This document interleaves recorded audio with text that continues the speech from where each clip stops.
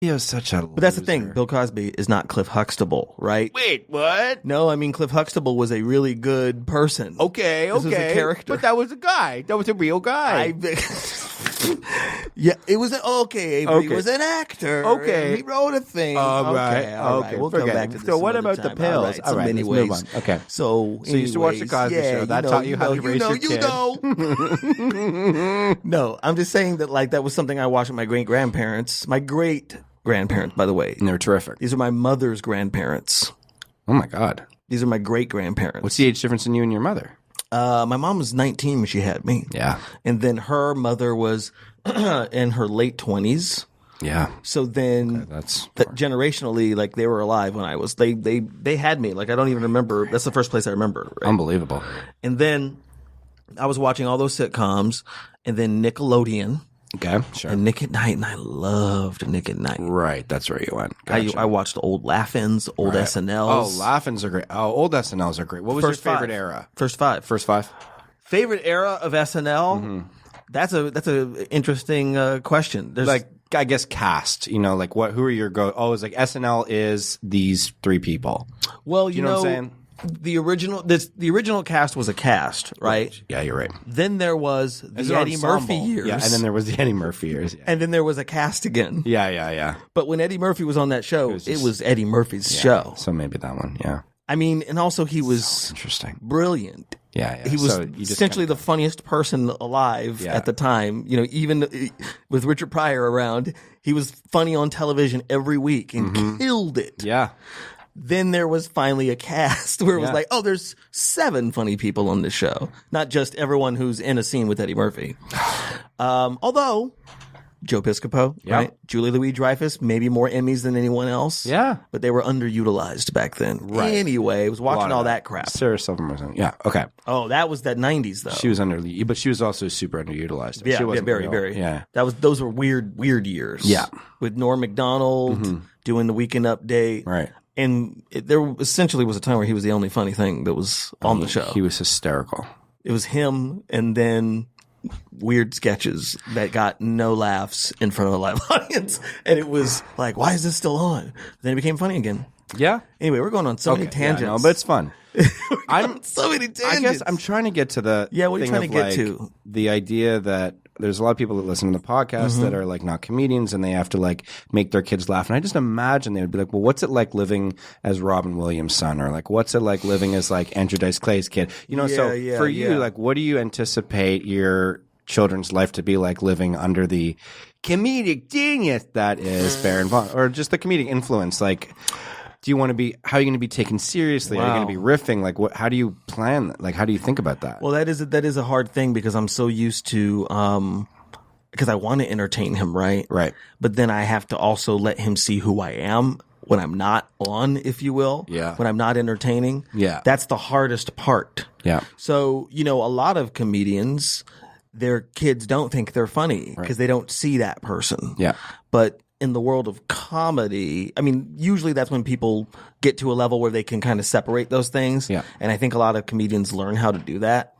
That's one of the things I'm concerned about doing is just figuring out how to like, all right, how do I not be on? So he knows that when he's upset or has a problem or something real's going down that he can come to me. He's like, well, not Dad. Dad's a clown. Yeah. I can't go over to him. My car broke down in the middle of the desert. Yeah. He's just going to go whackety schmackety do into my ocular phone or whatever they have at the time. You know, I would love to see my daddy go whackety schmackety. Whackety schmackety do. He'll have an iPhone that's literally his eye. Yeah. He just pulls out. Brought it back. Like Mad Max. There Not it Mad is. Max. Maxwell Smart. Like There you Get go. Smart. Yeah. What a snafu. Mad Max. Yeah. Mad Maxwell Smart. Mad Maxwell Smart. That's in Get Fury Road. Smart. No, I got Amy nothing. Smart. That's a mashup. See look how many references. You're doing really good. It's just that I've watched so much You television. consume so much television. Do you feel like one day you're going to like turn to him and talk to him as Danny Tanner or like Cliff Huxtable? You know, like. You see, I mean, hopefully not. I mean, that's Yeah. that's the thing, you know. So it's kind of like this question of being real, because most people are just real, and they're concerned about having to entertain their kids. Yeah. And I am used to entertaining, Yeah. so I got to figure out how to be real, or at least let myself be real, let him see me be real. So what's the most what are these like real moments that your kid is giving you? Because that's going to dictate to you, like, not going to sleep at night. Like, things get real. Oh, yeah. How's he been? Is he being ornery? Is he being cool? He's been relaxed? What's his style? He's pretty cool. He's pretty picky, though. Okay. He's like, as far as I can tell, he's very communicative in the sense that he lets you know what he wants. Yeah. And it was kind of like, that was really intimidating when I started watching him alone when he was really young. Yeah. And I was like, what cries are going to mean what? How am I going to tell the difference? Yeah. Between a cry and another Right. cry. What like, are the two cries it's all mean? crying. Yeah. Yeah. But then at some point, I'm like, oh, this is the I'm hungry cry. This is I want that milk. You're like, oh, I can't do anything about that cry. Yeah. I can't do nothing about that cry, but this is the I'm bored cry, or this is the I'm tired cry, and you start to kind of get it, right? If that makes any sense. It does. So being able to communicate with that, like that with him, has kind of made him very... what was the question again? I totally lost my train of thought. No, yeah, that how you were on now. I lost because I got lost in your train. Son of a motherless goat. No, what's your kid's style like? Is he like been you tough asked if he was ornery, yeah. Ornery, yeah. Well, no, it's just listening to him. You know what I mean? Yeah. He's pretty. He was picky. That's where I was. Yeah, that he's kind of a picky person. There you go. Yeah, and so he knows what he wants. He knows how to communicate that in a sort of to a certain extent. Right. Because sometimes it's just that he's uncomfortable. Okay. And he wants to like be like, He is getting really, now that he's in that toddler phase, they start to act out, right? Yeah. Which the books say. Oh. Some of those parenting books. Are you reading books? I'm looking at the covers. A couple YouTube videos. I didn't read a book. I got to be honest. I know it's terrible. Which well, look, here's what I say. There's no book written about how to be a parent. Absolutely. There's literally 5 million books written about how to be a parent. Yeah. Which means it's a crapshoot, ultimately. Yeah. You can anticipate, certain things, but a lot of it is instinct. Yeah. And discussion. So, yeah, I want to read some of these books. I'm going to read some of these books, but also I'm being a parent. Like, you're tired. You're tired, I get it. When you're done and you're like, all right, time to read. Yeah. Do you and your wife have similar, like, you fall in love with someone and then you get married and you have a kid or whatever. And then you really like learn, we sort of have similar values. We different, like, did anything pop up that was different? Yeah. Just based on where you come from or anything like that? We're both open to this discussion of what it is we believe in, right? And what we think is important. Right. But again, both of us are kind of parented in messed up ways. Right. So we didn't get like someone being like, these are my values. Yeah. And I got to stand with you and how to prioritize these things and teach you this and that. Like I was saying something the other day, like I realized, a lot of parents, when their kids are, say, in elementary or middle school, right? A lot of parents wake up before their children, not just sometimes before their kids. Right. Make them a breakfast. Oh my God, I couldn't even wrap my head around that. Make them a breakfast, get them ready for school, drive them to school. Yeah. Embarrass them in front of their friends with affection. Yeah. And then pick them up. I had never got any of that. Right. And I'm like, I can try to do that. Yeah. But since I don't have an example, since I don't have it, I don't think to do it automatically. Right. And that's the same thing with all of these parenting things, what's important? Because of course, I want to, when he's crying, for instance, I want to stop it. Yeah. I want him to stop crying. Yeah. Either because I feel bad that he's in pain somehow, or because it's loud and I can't take it anymore. Yeah, it's a lot. It got in my... I had a phrase I would use. It's not funny. It's just bone marrow curdling screaming. Because those are primal screams, man. It's unbelievable. These are screams that the only way they know how to communicate is... So they got to say everything in one sound. One sound. And you're like, ow, all of the feelings ever that mankind millions of years led to this curdle. Yeah. And I can feel our ancestors in the history of man. Now be quiet, please. Please be quiet. Begging you. Also, I know you're going to be up in 2 hours. Maybe.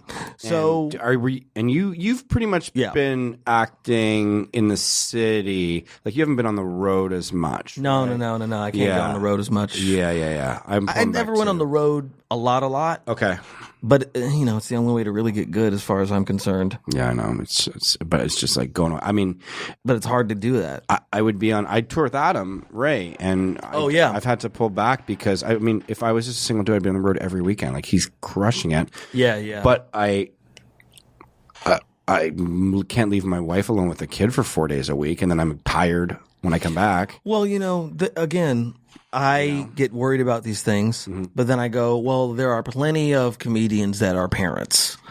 There are plenty of comedians that have figured out how to do it. Well, that was part of the impetus of this podcast, is like asking people, how is that? Does that happen? Like, how do they do that? Like there seems to be, from the people that we've spoken to, there seems to be this like early on stages you kind of like pull back, and then once things get cooking, there's no other way to do it but pull back. You have to, because you're going to be there. Exactly. If you're going to be there, exactly. And I, watched that OJ documentary, and more often than not there for the birth of his, not there for the birth, of his own children. That's right. Yeah. Yeah. He wasn't there. I'm like, that doesn't bode well. No, I don't think any. Well, how did the story end? Got to be better than OJ. Oh my goodness. Exactly. Oh my goodness. Whoa. And it all started with him not being there. Okay, good. Okay. Gonna be there. Got be there. Oh, look who it is. Here it is. Speaking of OJ, we were just talking about OJ. Yeah. Good to see you, sir. Good to see you too. Good to see you. Hey, buddy. Hey. We're on. Sorry. It's okay. Hey. Sandy Danto has just arrived in studio. I'll catch you up. Barron, I'll catch you up in this episode. So Barron basically models all of his parenting after Cliff Huxtable. He's got better Cliff Huxtable than Bill Cosby. Yes, right, yeah. Has that been said? Ish. We kind of like flirted around it. Okay, but we're all in the same place with it, at least. So I'm just summarizing. Basically. He has an 18-month-old son, and they are expecting another. We're expecting Congratulations. Another dude. Yeah. Another dude. Another little boy, yeah. Wow. Nice. Are you going to cut the afterwards? Cut the cord? Are you talking about circumcision? No, I was actually talking about cutting your nuts. Cut off cut off his penis. This marriage and no, your nuts. You're gonna okay. Whoop, whoop, whoop. Leave my family. Are you gonna get snipped? Okay. Yeah.